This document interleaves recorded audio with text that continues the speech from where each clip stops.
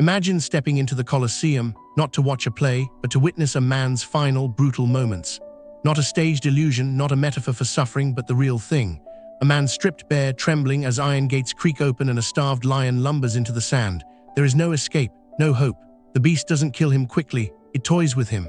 A paw breaks ribs, teeth shred muscle. The crowd roars not in horror but in joy. This is not punishment, it's celebration. This is how the Roman Empire fed its soul. How did a civilization so admired for its architecture, law, and governance descend into such cold, institutionalized cruelty? How did death become a form of public entertainment, so routine that entire families packed lunches and brought their children to watch? The answer lies deeper than we want to admit, because Rome didn't just kill, it turned murder into ritual, into art, into myth, and into control. Before this story ends, you'll hear of men set ablaze to reenact legends, of animals trained not to survive, but to slaughter, of children condemned before their voices had even broken. And you'll see what happens when applause drowns out the screams. To grasp the horrors of Rome's arena, you must first understand the empire's heart, power, hierarchy, and the performance of dominance. Roman society was built on virtus, an ideal of masculine strength, fearlessness, and absolute authority. A man's worth was measured not by compassion, but by how effectively he could conquer, command, and crush. Gladiatorial games weren't a sideshow. They were the pulse of Roman political life. Funded by emperors and elite families, these blood spectacles served to entertain the masses, yes, but more importantly, they reminded them who ruled. Every sword thrust reinforced imperial dominance. Every mutilated body was a sacrifice to the gods of order and obedience. In the eyes of Rome, violence wasn't depravity, it was purification. It was cosmic justice. The more elaborate and grotesque the death, the more it symbolized Rome's triumph over chaos, wilderness, and rebellion. Many who died in the arena weren't criminals at all. They were slaves, prisoners of war, or simply social outcasts. They were given to the beasts during festivals, not for punishment, but for the crowd's delight. The arena itself was a twisted reflection of Rome's worldview, the emperor seated like a god above, the people as the moral jury, and the victim as chaos incarnate. And chaos had to be destroyed, publicly, violently, and without mercy. There were moments in the Roman arena when death wasn't random, when it wasn't even about punishment. It was theater in the most literal and horrific sense. These were known as fatal charades, scripted executions in which the condemned didn't just die, they performed their deaths as characters from myth and legend. Take Orpheus, the doomed poet of Greek mythology, who once charmed wild beasts with the music of his lyre. In one such reenactment, a prisoner, usually a criminal or a slave, was costumed in flowing robes and handed a lyre. He would step into the arena, trembling, forced to play and sing to a stage surrounded by golden statues and painted scenery. But instead of admiring beasts, trained predators emerged, bears, lions, leopards, starved and agitated. There was no enchantment, no divine escape. The man was torn apart in front of a roaring audience who marveled not at his voice, but at the creativity of his death. In another spectacle, a condemned man was dressed as Hercules, the hero who met his end on a burning pyre. Only in this performance there was no illusion. The fire was real. He was tied to the wood, the torch lit, and the screams that followed echoed not just through the Colosseum, but across the city's memory like a hymn to cruelty. These were not punishments. These were desecrations. Rome didn't merely kill. It took the sacred and twisted it, defiling the stories that once inspired courage and virtue. It rewrote myth in flesh and flame. Historians like Cassius Dio and Suetonius recorded these horrors, while early Christian writers preserved them as warnings, evidence of an empire that had lost its soul. But the Romans didn't see it that way. To them, it was spectacle, innovation, glory. And it left the audience hungry for more. If reenacting a god's death wasn't enough to satisfy their bloodlust, what was? The answer Rome discovered was chilling. Children, not actors, not warriors, but children still growing, still innocent, sent into battle, offered up for sport. What happens when an empire begins feeding its children to its crowds? In the shadowed corners of Rome's obsession with death, there lies a silence more haunting than any roar of the crowd, the silence of children led into the arena to die. While much of the public spectacle centered on men, there were moments, twisted, rare, and real, when the empire turned its gaze to the youngest and most defenseless. Boys as young as 12 were sold into ludi gladiatoria, gladiator schools where childhood ended the moment their feet touched the sand. These weren't places of training, they were factories of obedience. High-protein diets, rigid discipline, and constant physical punishment forged their bodies into weapons, but could never erase the fear in their eyes. Sometimes, children were paraded before the crowd not as gladiators in training, but as sacrificial novelties.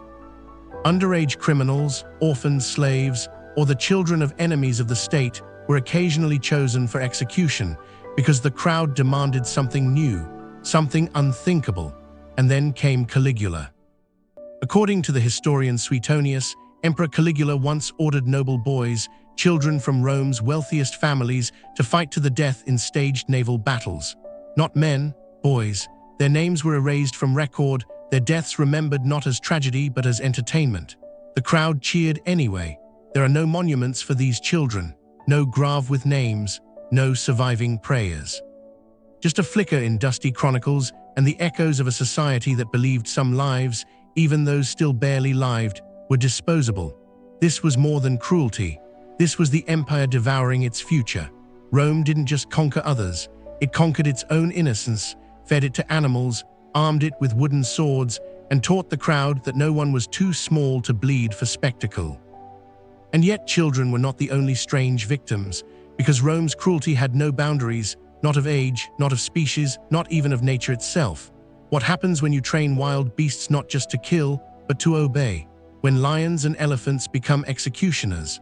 When the natural world is bent into a weapon, unleashed upon the broken bodies of the condemned? It wasn't enough for Rome to command men, it had to dominate the wild. The Venetians' beast hunts were a staple of Roman blood sports, but their purpose was never just spectacle. They were performances of control, of empire, of man's superiority over nature. Exotic creatures were dragged from every corner of the Roman world, elephants from North Africa, tigers from the distant lands of Parthia. Crocodiles pulled from the Nile, chained and starved.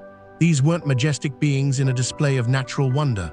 They were slaves, tools, weapons forged from flesh. But what shocked even ancient witnesses was that these animals weren't merely set loose to ravage in chaos. They were trained, conditioned, manipulated into executioners. Some prisoners were smeared with animal blood or honey, their scent made irresistible to the beasts. Others were tied to posts, still breathing while lions, starved and tormented, were released. But the worst came with the elephants. In one documented event, elephants were trained not to trample randomly, but to approach, kneel, and then crush a man's skull slowly, deliberately, between their enormous feet. The crowd would chant, not in fear, but in ecstasy. To the Roman mind, this wasn't savagery. It was justice delivered by the divine hand of empire, proof that even the forces of nature bowed to Roman will. Writers like Martial and Seneca spoke of these spectacles with a mix of awe and unease. They saw what was happening, even if the crowd refused to. These weren't hunts. They were executions disguised as theater, and the symbolism was impossible to ignore. When a tiger kills at the emperor's signal, it means the world itself obeys. When an elephant kneels before crushing a man's skull, it means mercy has become mockery. When the crowd cheers, they're not just applauding death, they're applauding control.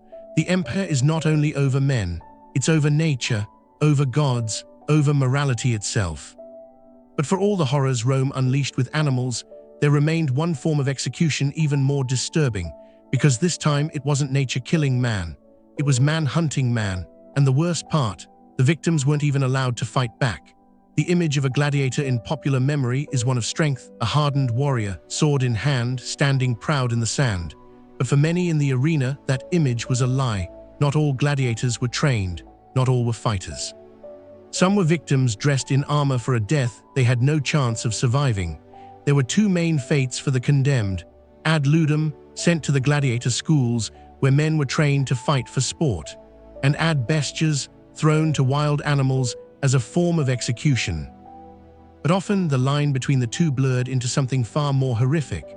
To increase the crowd's thrill, Roman organizers staged fights where unarmed or barely armed men were forced to face professional gladiators. These weren't contests, they were choreographed slaughters. The victims may have held a shield or a wooden sword, but they were nothing more than props, sacrifices made to look like warriors. Some cried, some begged, some ran, and the crowd adored it. They didn't cheer for courage. They cheered for panic, for the twitch of a body after the final blow, for the gasp before the throat filled with blood. When a man fell, all eyes turned to the editor, often the emperor himself. With a flick of his thumb, life or death was decided, polis verso, but mercy was rare. Death was more satisfying. These were not executions, they were rituals, rituals that reminded the Roman people who held the power of life and death, rituals that fed the empire's hunger for control, fear, and spectacle. The arena didn't exist to test strength.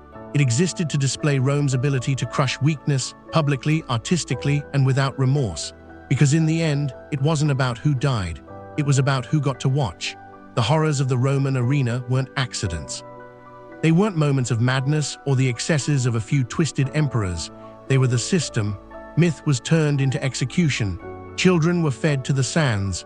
Beasts were forged into weapons, and powerless men were made to perform their own slaughter while tens of thousands cheered. This wasn't justice. It was theater with a heartbeat. Rome was a civilization of law, philosophy, and unmatched engineering, but beneath it pulsed a darkness institutionalized, ritualized, and glorified. The Colosseum still stands today, a marvel of ancient architecture, but for those who know its history, it is also a monument to cruelty applauded. So ask yourself this: what does it say about humanity that we turned death into celebration? And if the crowd could cheer then, how different are we really now?